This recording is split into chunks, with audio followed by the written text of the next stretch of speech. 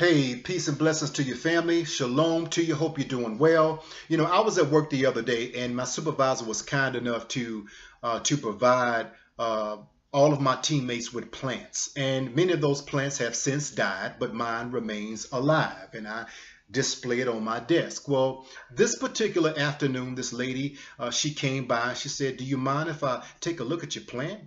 I said, "No, I don't mind." She said, "Well, let me just check to see if you're watering this plant." I said, "Ma'am, I water my plants now. I'm not going to let the plant just die." She said, "Well, how do you explain this?" And she pointed at a couple of dead leaves that were just hanging from my plant. So she began to pluck them off, and then she began to bring to my attention the dead leaves that were at the base of the plant. She said, "Now, do you see these dead leaves?" I said, "I sure do."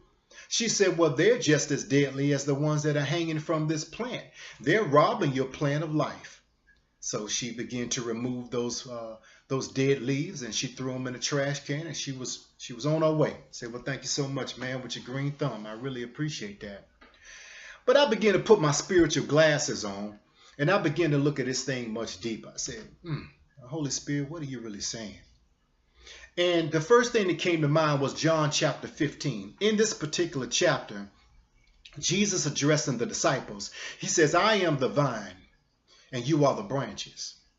Now, he who abides in me, and I in him, shall bring forth much fruit. For without me, you can't do anything." Then he goes on to say how his Father begins to cut and prune off those unfruitful branches that we may bring forth much fruit. And so I began to do my research as far as pruning. Not just in my life, but maybe that you can benefit something from this as well. And so I began to look at the various times and stages within a year that most farmers prune. And the consensus is it takes place throughout the year or a couple of times a year, but specifically in the winter. Now, this one particular farmer said, although that this plant on my desk was not a fruit plant or a fruit tree, but this is the reality of it. He says that I love to prune in the winter time during the dormant times of that plant. Winter is dormant. Winter is a time when it is dark, it is cold, it is dismal, and it is dormant. And he says, I look for the 5 Ds. Those things that are dead, those things that are defective, those things that are diseased, those things that are decaying. I look for those things, and those things that are damaged. And I prune them from that plant. And when I prune them during that dormant stage, rest assured, when summer rolls around, I'll bring forth abundance of fruit, large fruit. And so I begin to think about that. And I begin to think about in the times of our lives, we have 4 seasons, even in our own lives. We have the season of winter, spring, summer, and fall. And all are very significant. And it's very important to know where we are in the stages of our lives, because we will continue to go through winter, spring, summer, and fall. And when you're in a winter time of your life, you seem that it's a time when it is dark. You can't see your way out, and you can't see your way clear. You're waiting for spring to occur. You're waiting for the buds to appear. You're waiting for the butterflies and the bees, and you're waiting for the weather to finally break and for you to enjoy a nice spring walk in the park, or maybe by the lake or by the ocean. You're tired of the cold, frigid, Arctic weather, and it's just so unfruitful. The ground is just so barren. Nothing is alive and vibrant. Everything, it seems like it's dead. Sometimes in our lives, we feel that way. Unfruitful. Nothing is happening. Not producing anything that's of life. Been here for a long time, and I'm waiting for a breakthrough. When am I going to step into the spring of my life to enjoy the summer of my life? A time when I am fruitful, abundance of fruit, when things are really clicking and I can enjoy the life that God has given me rather than enduring this time of winter unfruitfulness in my life. Well, that's during the time when God is probably saying, I am going to do something that's uncomfortable to you to produce something in you that others will be able to benefit through you. And that is begin to prune off some things in your life. To begin to cut off those dead things, those damaged and defective and decaying things, those things that rob you of your own spiritual nutrients, your mental acuteness, your emotional health, or your resourcefulness. Those things that are at one time they were fruitful, but now they're unfruitful. And since they are unfruitful, they have already hit an expiration date. It must be removed. It may be a person in your life. It may be a family member in your life. It may be an attitude that you had. It may be something that happened to you in your past that created so many seasons of unfruitfulness. And God is saying that enough is enough.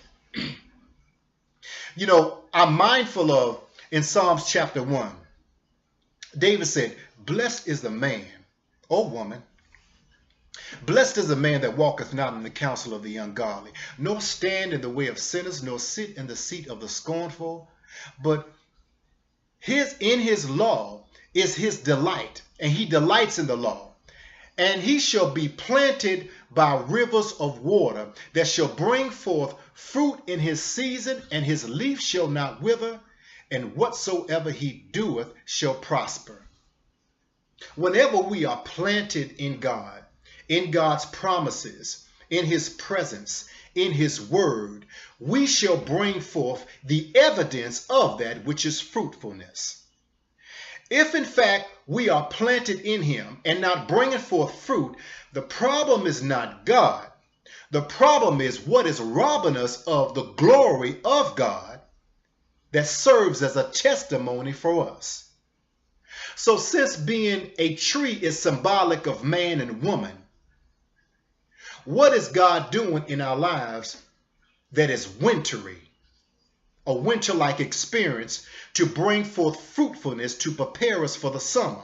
He may be cutting some things off, cutting some people off, cutting some mindsets off. Those things that rob us of our fruitfulness in our life, be it shame, be it rejection, be it loss, be it grief, be it sorrow, be it depression. Those things that rob us of our vitality and our will to live, but also our existence of bringing forth fruitfulness, not only for ourselves, but also those others around us that are thirsty and that are hungry for change. So I just encourage you, as I encourage myself, that God is also after the 5 Ds, those things that are dead, those things that are damaged, those things that are defective, those things that are decaying, to cut them off. And there's nothing comfortable about that.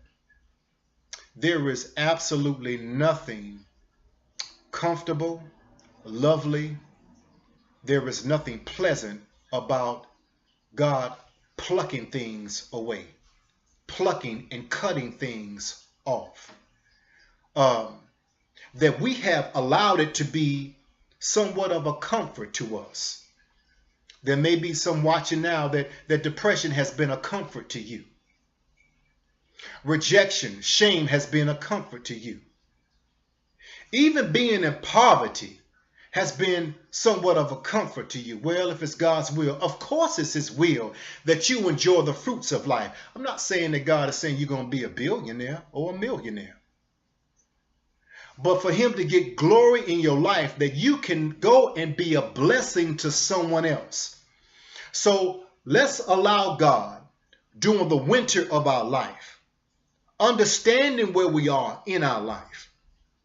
That just as there are 4 seasons in this world, there are 4 seasons in our lives.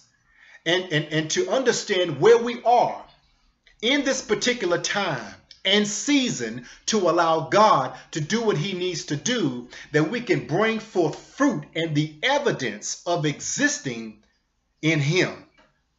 So let's go ahead and allow him to prune so that we can produce fruit, because it's that fruit that we're living for. It's that fruit that he gets glory from, and he can't get glory by us just existing and allowing those dead things, those decaying things, to continue to exist in our lives, to rob us of our vitality, to rob us of our health, and to rob us of our fruit that we are due. Peace and blessings. Love you to life.